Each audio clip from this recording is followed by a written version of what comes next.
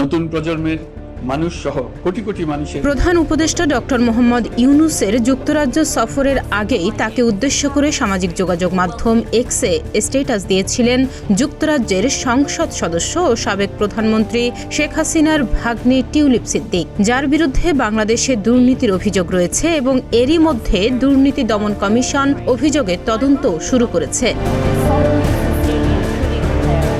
এক্সে তিনি লিখেছিলেন, আমি কোনো ভুল করিনি, আর গোপন করার মতো কিছুই নেই। আপনি যদি সত্যিই সত্য জানতে আগ্রহী হয়ে থাকেন তাহলে পার্লামেন্টে এসে দেখা করুন। মোহাম্মদ ইউনূস, চলুন কথা বলি। এমন খোলামেলা আহ্বানে সামাজিক ও রাজনৈতিক অঙ্গনে আলোড়ন তুলেছেন সাবেক ব্রিটিশ মন্ত্রী টিউলিপ সিদ্দিক, যিনি সরাসরি নোবেলজয়ী ডক্টর মোহাম্মদ ইউনূসকে প্রকাশ্যে আলোচনার আমন্ত্রণ জানিয়েছেন।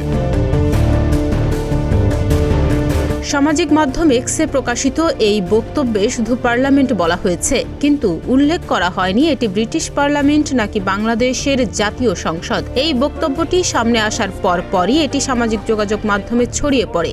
দেশের প্রধান উপদেষ্টাকে এভাবে দেখা করতে বলা এবং তার সাথে আলোচনা করতে বলা ধৃষ্টতা ছাড়া কিছুই নয় বলে মনে করেন অনেকে।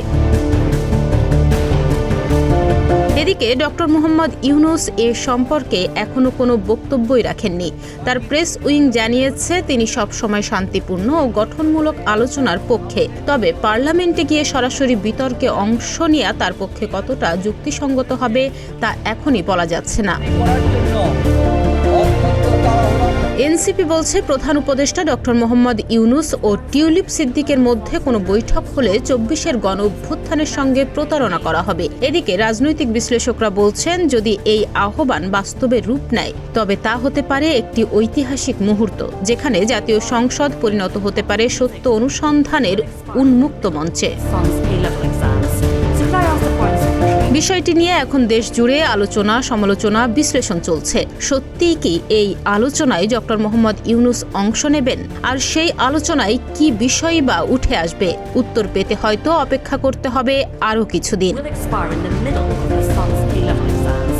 তাহনিয়া ইয়াসমিন, প্রতিদিনের বাংলাদেশ।